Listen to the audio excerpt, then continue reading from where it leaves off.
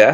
Iya. Ya susah juga mengatakan dia bahwa dia itu sekarang itu orang-orang yang betul-betul liberalis. Kalau memang seperti itu, kenapa nggak peran swasta lebih diutamakan Mm-mm. dalam konsep-konsepnya dia gitu. Nah yang kedua yang perlu juga kita lihat, kalau misalnya waktu itu Prabowo naik jadi presiden, dia berani melepaskan ekonomi dari Sri Mulyani, dia udah lakukan Pak, tapi kan nggak berani. Kenapa? Kepercayaan luar negeri Iya. ya masih Mm-mm. tetap Sri Mulyani. Iya. Kemampuan untuk menggalang pinjaman, kemampuan untuk menjual obligasi di luar, orang percaya kenapa? Ya karena Sri Mulyani. Coba tadinya si Prabowo mau suruh ponakannya jadi Menteri Keuangan, berani nggak dia? Nggak berani. Coba atau Betul. suruh ekonomi yang lain. Apalagi ekonomi kadrun, nggak bakalan jadi Pak, nggak bakalan ada yang mau berani orang investor asing datang gitu. Betul, Pak. Saya setuju. Betul, Pak. Itu jadi sebelum kita membuat sebuah framing itu ya kita harus lihat faktor ekonomi ini adalah faktor trust Pak di mana-mana. Gak usah Betul. jauh-jauh lah ya, faktor kepercayaan. Betul. Siapa yang dipercaya oleh internasional ekonom dalam negeri ini? Ya jelas Sri Mulyani. Kita harus mengakui secara jujur gitu ya. Iya. Suka nggak suka Anda dengan Sri Mulyani, cuman dia yang dipercaya oleh In dunia luar. person. Troll. Betul. Coba siapa sekarang mau coba berani nggak Prabowo suruh orang lain jadi Menteri Keuangan sekarang ini? Kita bisa bertaruh lah siapa yang berani. Coba kalau mau suruh ganti Sri Mulyani, silahkan aja. Kita mau Bisa ngelihat kolaps, hasil Pak. kerjanya juga gitu. Bisa kolaps jadinya. Oh kolaps, pasti Iya. kolaps.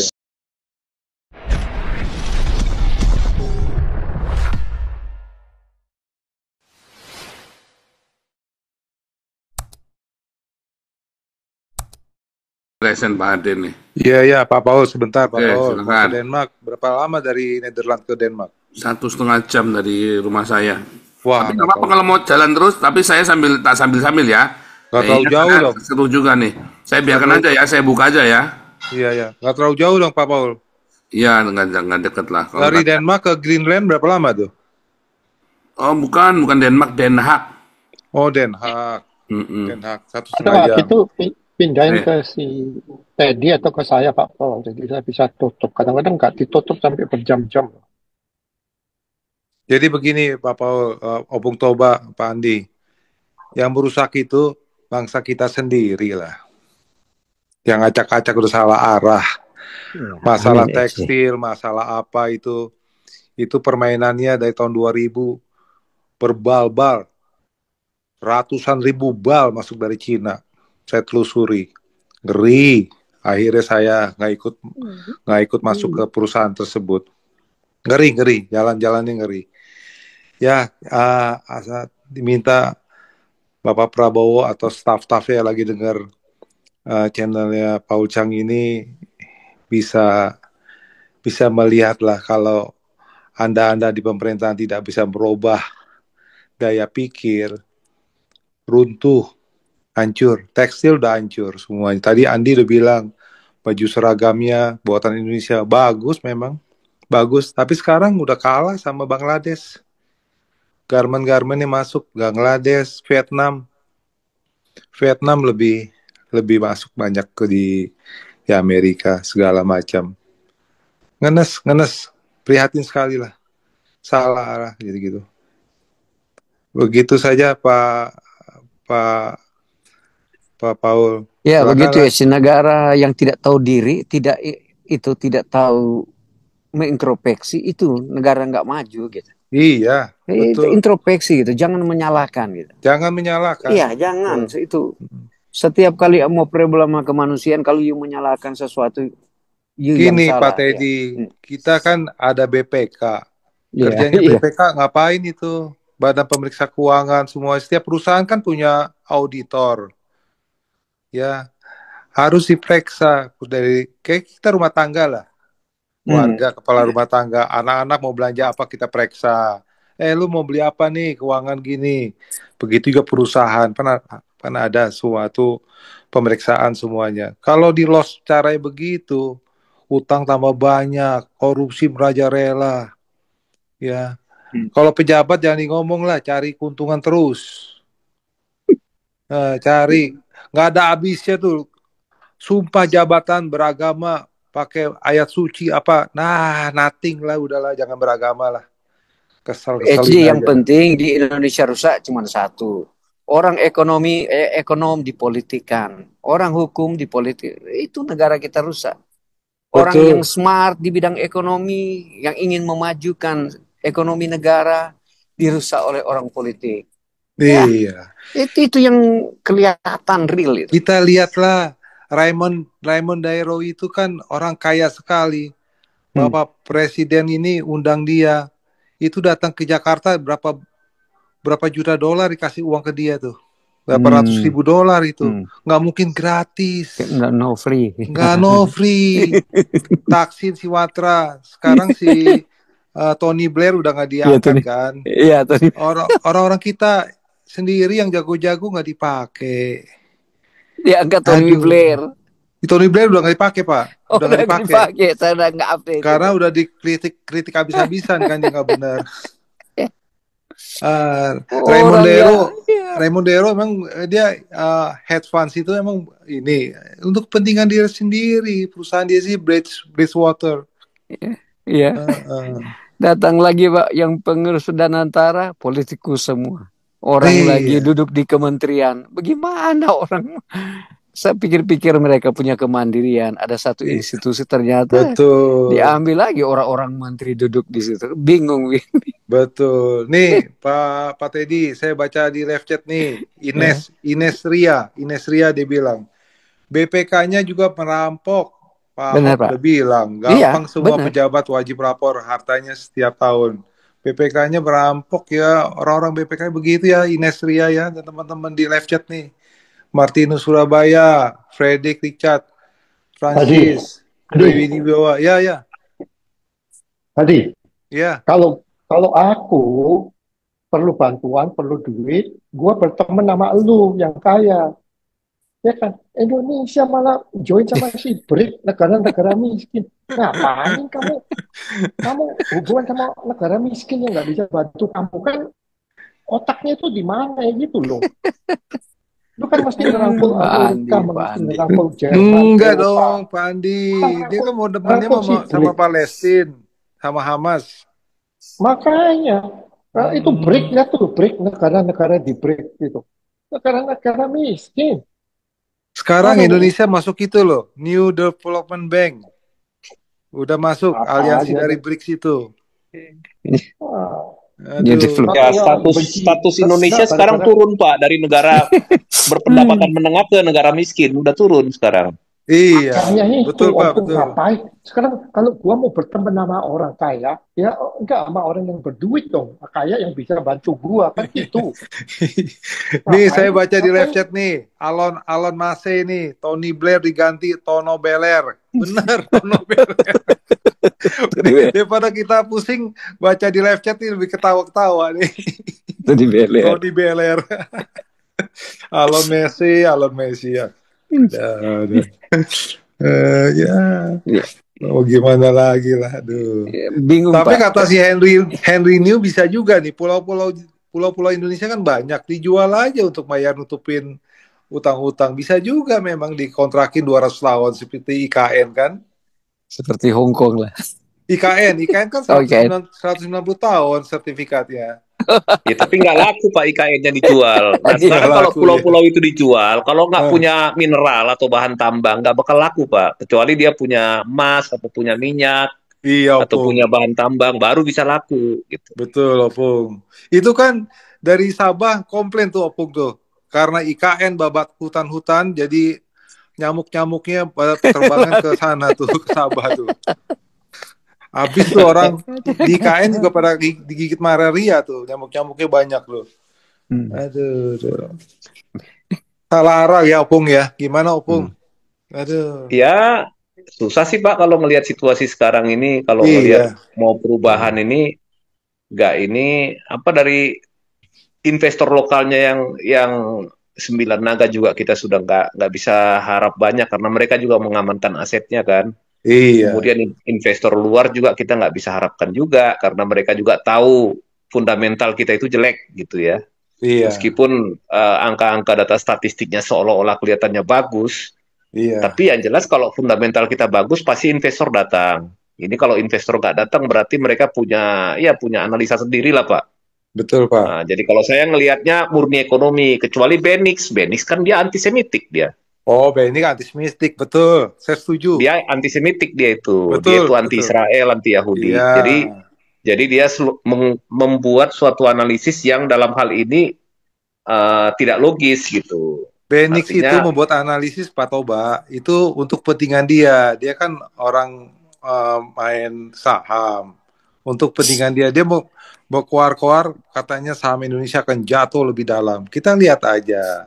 Pemerintah juga tidak akan mendiamkan begitu.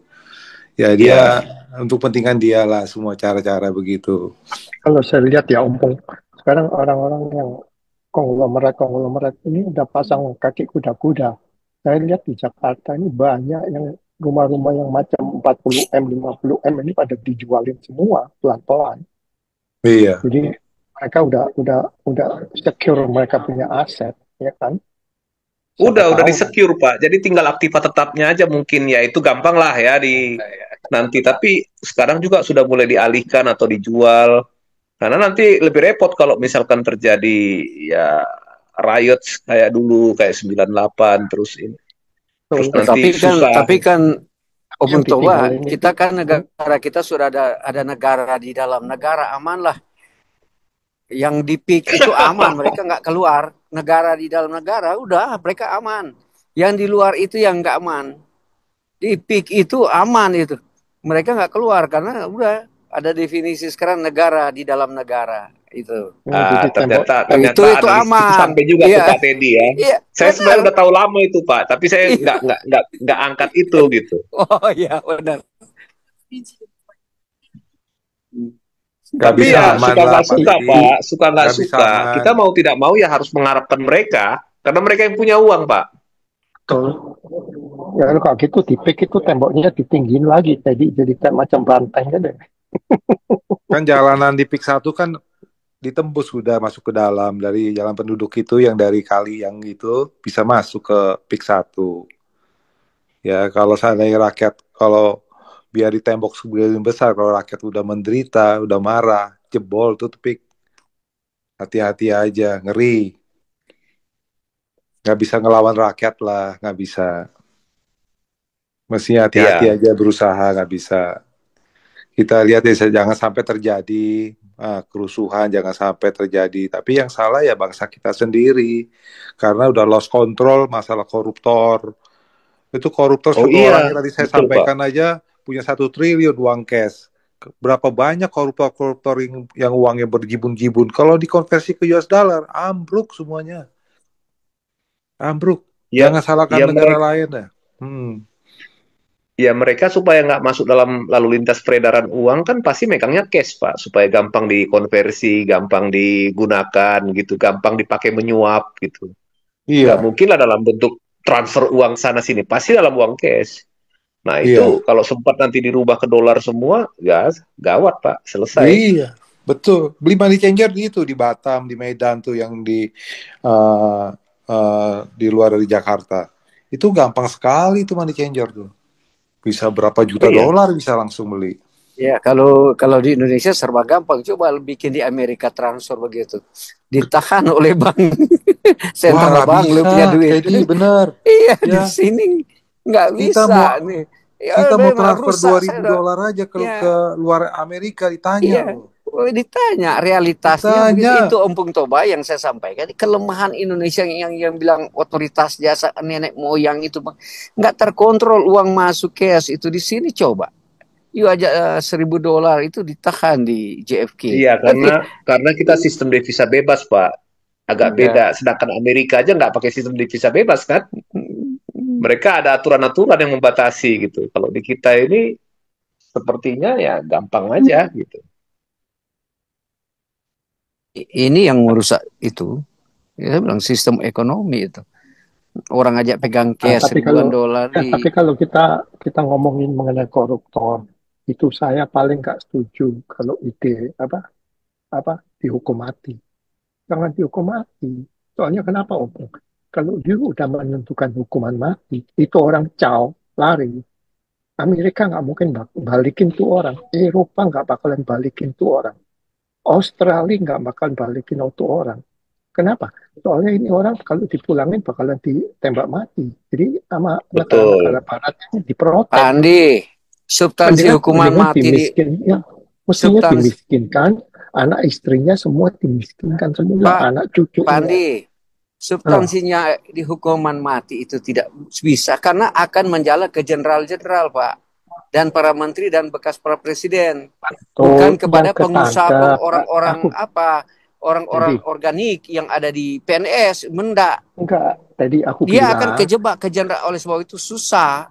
enggak Di banyak Indonesia, yang ketangkep, aku bilang yang ketangkep memang banyak, tapi yang tapi Pak, ketangkep ketangkapnya itu bukan dia cuma dipergunakan orang itu Pak, tapi negara nggak bisa ini di backingnya di belakang luar ketua-ketua partai, ya, para menteri, ya, para bekas presiden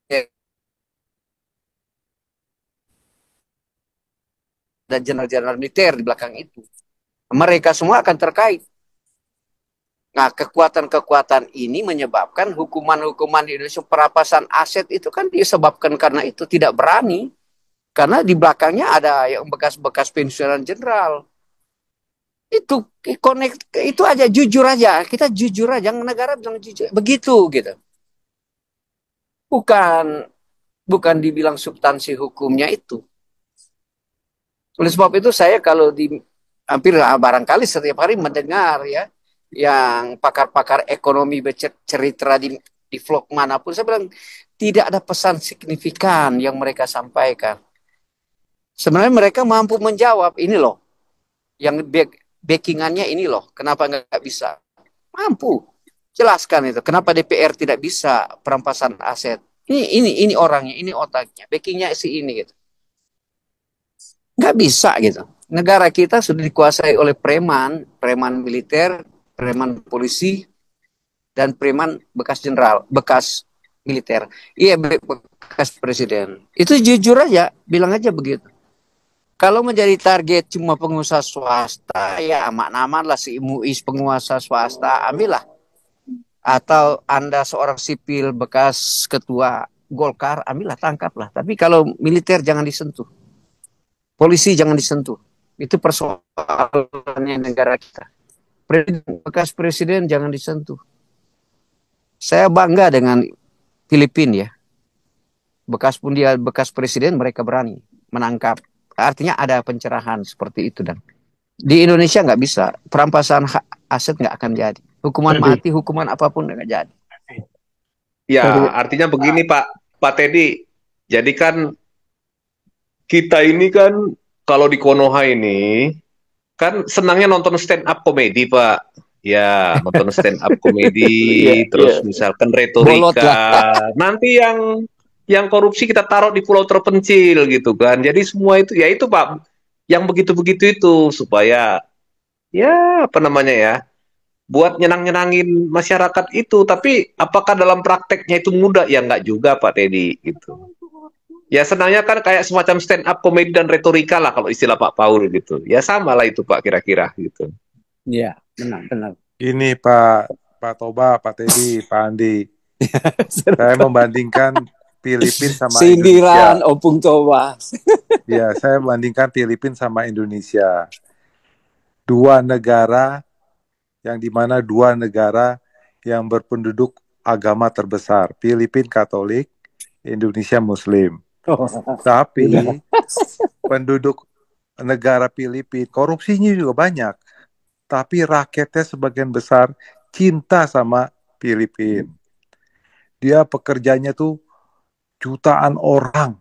Mungkin 20 juta orang ada seluruh dunia, 10 juta orang lah. Di Eropa, di Amerika, di Cina, di Vietnam, di mana-mana. Di Arab. Tapi duitnya semua balik jadi devisa di Filipina. Kalau di Indonesia, karena situasi politik dan ekonomi tidak baik, jadi rakyatnya beda semuanya. Di dalam negeri gelisah, di luar negeri ya kita lihatnya prihatin. Bagaimana coba? Tadi di live chat nih Pak Toba ada yang nanya tuh si Ria Ines. Sri Mulyani itu agennya IMF bukan tuh ya? Mungkin Pak Toba bisa kasih jawaban tuh. Ines Ria, Iya, Ines Ria. itu kan framing, Pak. Framing dan apa namanya ya? Framing dan ya semacam inilah gitu ya. Memang ekonom itu di mana-mana punya mazhab ya, mazhabnya sendiri. Misalkan ada orang yang sosialis, ada orang yang mungkin apa namanya kapitalis, ada yang Iya. mungkin terletak di tengah-tengah itu gitu. Jadi ekonom itu semua tergantung dia alirannya apa, Pak. Jadi ekonom itu nggak mungkin sama semua. Nah, kalau aku melihat sih, kalau kita bicara SMI, di satu sisi ya katakanlah orang menuduh dia kapitalis liberalis gitu ya. Tetapi kalau ngelihat ininya apa namanya? Ngelihat program ekonomi yang dia pakai dulu, terlepas itu karena pengaruh presiden sebelumnya ini gitu ya. Iya. Ya susah juga mengatakan dia bahwa dia itu sekarang itu orang-orang yang betul-betul liberalis. Kalau memang seperti itu, kenapa nggak peran swasta lebih diutamakan dalam konsep-konsepnya dia gitu. Nah yang kedua yang perlu juga kita lihat, kalau misalnya waktu itu Prabowo naik jadi presiden, dia berani melepaskan ekonomi dari Sri Mulyani, dia udah lakukan Pak, tapi kan nggak berani. Kenapa? Kepercayaan luar negeri, Iya. ya masih tetap Sri Mulyani. Iya. Kemampuan untuk menggalang pinjaman, kemampuan untuk menjual obligasi di luar, orang percaya kenapa? Ya karena Sri Mulyani. Coba tadinya si Prabowo mau suruh ponakannya jadi Menteri Keuangan, berani nggak dia? Nggak berani. Coba atau suruh ekonomi yang lain, apalagi ekonom kadrun, nggak bakalan jadi Pak, nggak bakalan ada yang mau berani orang investor asing datang gitu. Betul Pak, saya setuju. Betul, itu Pak. jadi sebelum kita membuat sebuah framing itu ya kita harus lihat faktor ekonomi ini adalah faktor trust Pak di mana-mana. Betul. Kalau sejauh-jauh lah ya, faktor kepercayaan. Betul. Siapa yang dipercaya oleh internasional ekonom dalam negeri ini? Ya jelas Sri Mulyani. Kita harus mengakui secara jujur gitu ya. Iya. Suka nggak suka Anda dengan Sri Mulyani, cuman dia yang dipercaya oleh dunia luar. Ya key person ya. Key person lah itu dalam ini. Enggak, soalnya dia kan pernah di World Bank, jadi dia punya credential itu udah bagus. Ya kan? Ya, itu dia. Jadi orang sekarang kan banyak orang-orang yang tidak suka dengan Sri Mulyani, terutama yang dari oposisi ekonomnya kadrun lah biasanya kan, yang banyak berkumpul di dalam suatu organisasi ekonomi, saya nggak usah sebut nama, tapi kawan-kawan sudah pasti pada tahu. Iya. Itu pengen jadi Menteri Keuangan, tapi persoalannya begitu dia jadi Menteri Keuangan, mampu nggak dia mendatangkan investor, mampu nggak dia mendatangkan pinjaman, mampu nggak dia dipercaya kredibilitasnya sama orang-orang lembaga-lembaga luar? Saya kira nggak Pak. Yang kita butuh sekarang ini bukan siapa-siapa ya, Menteri Keuangan tuh yang mampu dipercaya mencari utangan keluar Pak. Itu intinya seperti itu aja bahasa mudahnya gitu. Iya. Negara luar itu berani ngasih pinjaman luar negeri atau memberikan hutang, itu tergantung kepada siapa Menteri Keuangannya, tinggal di situ aja Pak Hade gitu.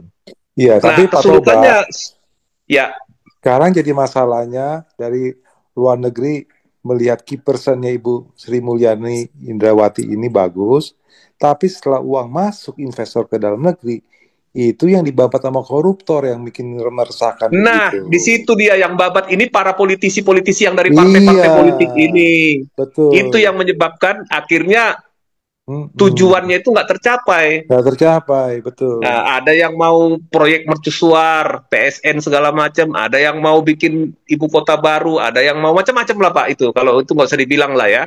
Betul. Nah, di situ penggunaannya ini kita nggak kontrol. Betul. Coba siapa sekarang mau coba berani nggak Prabowo suruh orang lain jadi Menteri Keuangan sekarang ini? Bisa kita bisa bertaruh lah siapa yang berani. Coba kalau mau suruh ganti Sri Mulyani, silakan aja. Kita mau melihat hasil kerjanya juga gitu. Bisa kolaps jadinya. Oh kolaps, pasti kolaps. Iya. Rupiah bisa hancur. Oh pasti, hancur pasti Pak. Nggak ada ampun. Benar. Mungkin kalau yang bukan ekonom nggak ngerti sampai ke sana analisanya bahwa dalam kebijakan makroekonomi itu atau kebijakan di bidang finansial, trust itu yang paling utama. Benar, Siapa yang megang ekonomi di sana? Kalau nggak ada trust, selesai Pak Ade. betul. Saya setuju sekali. Itu dalam bisnis, dalam berteman, kita berteman aja. Kalau nggak trust, kita udah nggak mau ngikutin. Untuk apa? Ya jangan jauh-jauh lah, kita berteman aja. Kalau berteman tidak baik, kita untuk apa ngikutin? Apalagi negara, investor. Iya, sekarang Yang jauh-jauh lah Amerika kalau misalkan mau bicara dengan tim ekonominya Indonesia, siapa yang mereka pegang? Siapa yang Baik, mereka jadikan pisang sebagai goreng jaminan? Ya Sri 75 Mulyani sen mau bilang satu. apa? betul, Cuma ambil 3. betul. Nah, itu jadi kita lihat aja. Kadang-kadang kalau nanti diangkat ekonom lain pun yang tidak pengalaman dan tidak punya reputasi internasional, apa dia bisa bikin? Orang nggak ada yang percaya sama dia. Misalkan gitu kan banyak nih ekonom-ekonom luar ini dari yang lain-lain, tapi ya so-so lah Pak, dia nggak punya reputasi internasional dan nggak punya jaringan juga gitu. Iya, Yang kita butuhkan sekarang bukan orang yang bisa ngomong, yang bisa dipercaya semua orang luar untuk memberikan iya, pinjaman luar negeri dan untuk mendatangkan investor. Itu sih sebenarnya Pak. betul Pak, betul. Setuju. Oke, itu aja. Kayaknya udah malam deh nih Pak Teddy. Iya, Mau tutup udah nggak? malam. Oh, wah. Kalau masih